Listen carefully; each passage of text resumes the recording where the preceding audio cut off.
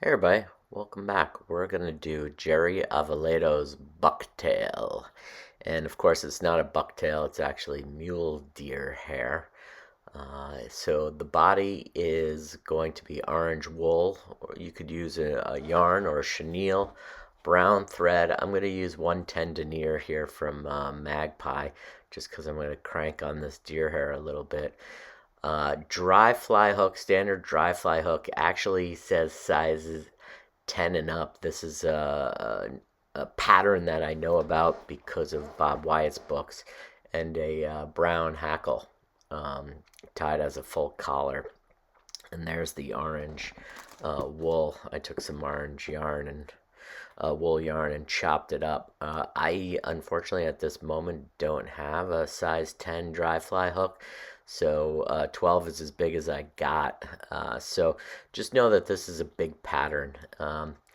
The Bob Wyatt is from Alberta, Canada, and Jerry Avoledo fished with family members of Bob's, and at times with Bob himself when he was a very small child. Jerry Avoledo is from Bellvue, Alberta, and had a shop there called Jerry's Sports Shop. And this was one of the flies he tied. And Bob Wyatt dates this to, 1954, maybe through 58, somewhere in that 4 year period, where he was aware of this. And Jerry Avoledo fished on the Oldman and Castle watersheds in Canada, and this was a super popular fly back then. And so, again, another example of the movement of hairwing flies, you know, and the expansion of them and usage now.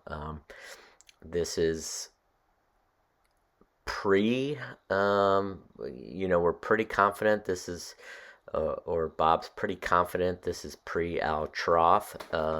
Al Troth was not aware of this fly because Bob actually met Al and spoke to him about it. So he wasn't aware of this fly, but came up with similar ideas and similar concepts. So I just tied a little bit of orange body there, and now I'm working on the mule hair. I like to hold the tip, spread it, and try and get as much out with my fingers before I go to the comb. That comb is just it's from the makeup aisle in the grocery store for eyelashes, eyebrows. It's a women's makeup comb and brush. Works just perfectly fine. Costs a couple bucks. You don't need a fancy fly tires one. So I'm stacking the hair there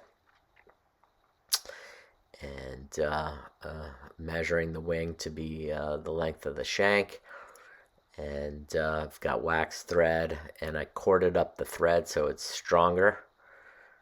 And I did one gathering wrap, one slightly tighter wrap, and pulled up. And now I'm working my way through the butt ends. And then I'm going to gather here as many of the butt ends as I can and get that thread in front and collect these butt ends up top and get the thread tight there in front. And we're going to cut it off as close as possible because we're going to put a thread collar here. And so I'm going to have to do a little bit of trim work here. And again, keeping the thread corded so it's tight and at its strongest, and wrap back through those butts back to the base of that wing.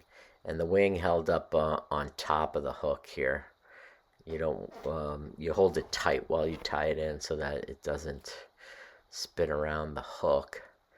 And I'm just trying to clean up little straggly ends here, the butts of that hair.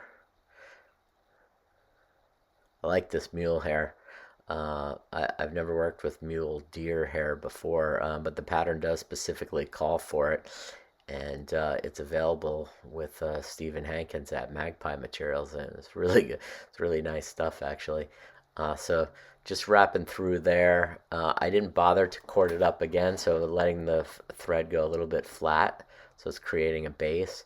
And I'm going to put some thin cement in there to soak in to that area where it's holding the butts of that mule deer hair.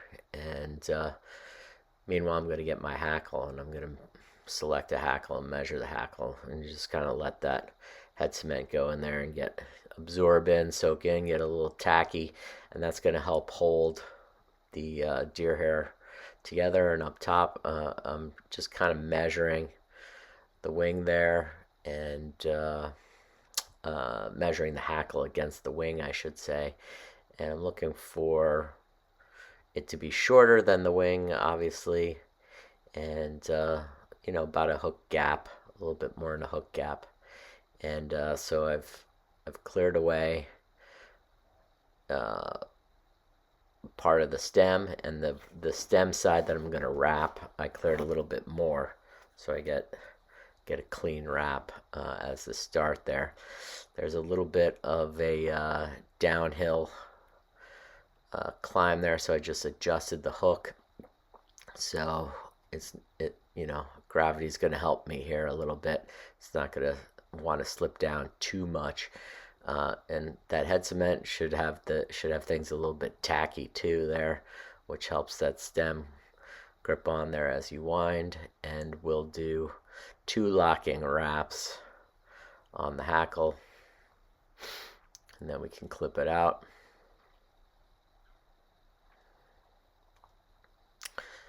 Then I like to use the half hitch side there just to help me gather everything as I wrap back a little bit to make the head. And this is with flat thread. Hopefully you can see that the thread's a little flat. Clean it up there. Small little head. You could use a thinner thread and get that a little bit thinner there. Something like a nano stick would probably work. You just gotta be a little careful it doesn't cut through. The GSP doesn't cut through the deer hair. I like a little bit of a thicker thread to gain the strength. That's my personal preference, and just trying to zhuzh the wing there a little bit. But in terms of a caddisy kind of thing, it's gonna be floating on the top. You want the body, I think, to ride in, like many of these hair wing sedges, the body to be below the surface of the film. The wing is spread from, lying straight back, kind of along the body, all the way up. The up part, is more about you visualizing it or looking like fluttering. So you kind of got it all. Getting a little bit of head cement in there, and just a really straightforward pattern. This is a little bit more like Scuse's Little Red Sedge in the sense that you got the front hackle here, maybe then Troth's elk hair caddis, but no palmer, just a simple wool or chenille, your choice kind of body. But with the mule hair, you get the beautiful tips. Black tips there, white to help you see there, and then it goes to like a dunnish gray, at the base. And that's all. Thank you so much. Take care. Bye.